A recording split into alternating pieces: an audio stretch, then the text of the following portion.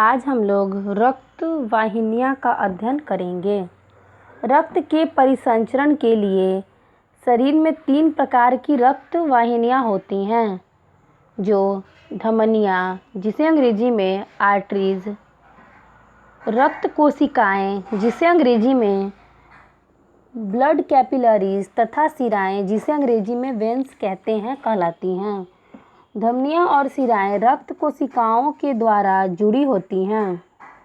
अब हम लोग धमनियाँ का अध्ययन करेंगे। ये शुद्ध यानी ऑक्सीजनित रक्त जिसे अंग्रेजी में प्योर और ऑक्सीजनेटेड ब्लड कहते हैं को हृदय से शरीर के विभिन्न भागों में ले जाती हैं। परंतु फुफ्फुस धमनी एक अपवाद हैं जो अशुद्ध यानी विऑक्सीजनित रक्त जिसे अंग्रेजी में इम्प्योर और डीऑक्सीजनेटेड ब्लड कहते हैं को फेफड़े से हृदय में ले जाती हैं। धमनियों की दीवारें मोटी, लचीली जिसे अंग्रेजी में इलास्टिक तथा कपाटहीन जिसे अंग्रेजी में विदाउट वल्व कहते हैं होती हैं। शरीर के विभिन्न भागों में धमनियाँ जिसे अंग्रेजी में आर्टरीज कहते हैं बटकर धमनिकाएँ जिसे अंग्रेजी में आर्टियोल्स कहते हैं बनाती हैं, जो विभिन्न अंगों के अंदर कोशिकाओं जिसे अंग्रेजी में कैपिलरीज कहते हैं में विभक्त हो जाती हैं। अब हम लोग केशिकाएँ का अध्ययन करेंगे। ये अत्यंत महीन रक्त नलिकाएँ हैं। इनकी दीवार चपटी एपिथेलियम के एक स्तर की बनी होती हैं।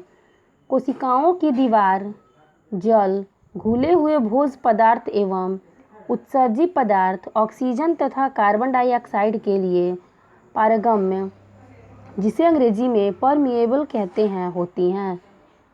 इसके इसी गुण के कारण इसकी दीवार से होकर जल, पचे हुए भोज्य पदार्थ तथा ऑक्सीजन रक्त से उत्तक द्रव जिसे अंग्रेजी में टिश्यू फ्लूइड कहते हैं में जाते हैं तथा उत्सर्जी पदार्थ एवं कार्बन डाइऑक्साइड गैस रक्त में आ जाते हैं। विभिन्न केशिकाएं पुनः जुड़कर सिरिकाएं जिसे अंग्रेजी में वेन्यूल्स कहते हैं बनाती हैं तथा विभिन्न सिरिकाएं आपस में जुड़कर सिरा बनाती हैं। अब हम लोग सिराएं का अध्ययन करेंगे। ये अशुद्ध यानी विऑक्सीजनित रक्त जिसे अंग्रेजी में इम्प्योर और डीऑक्सीजनेटेड ब्लड कहते हैं को विभिन्न अंगों से हृदय की ओर ले जाती हैं। परंतु फुफ्फुस शिराएं अपवाद हैं जो शुद्ध या ऑक्सीजनित रक्त जिसे अंग्रेजी में प्योर और ऑक्सीजनेटेड ब्लड कहते हैं को फेफड़ों से हृदय में ले जाती हैं। शिरा की दीवार धमनी की अपेक्षा पतली होती हैं। अधिकांश शिराओं में हृदय की ओर खुलने वाले कपाट लगे रहते हैं जो शिराओं में रक्त को केवल हृदय की ओर ही जाने देते हैं। अब हम लोग लसिका का अध्ययन करेंगे।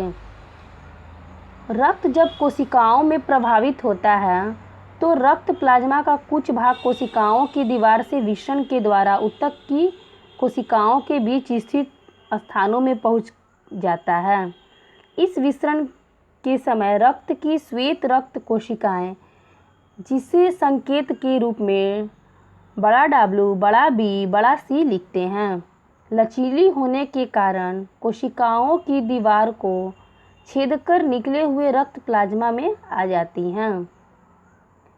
ऊतक कोशिकाओं के बीच स्थित इसी WBC सहित रक्त प्लाज्मा को ऊतक द्रव जिसे अंग्रेजी में टिश्यू फ्लूइड कहते हैं या लसिका जिसे अंग्रेजी में लिम्फ कहते हैं।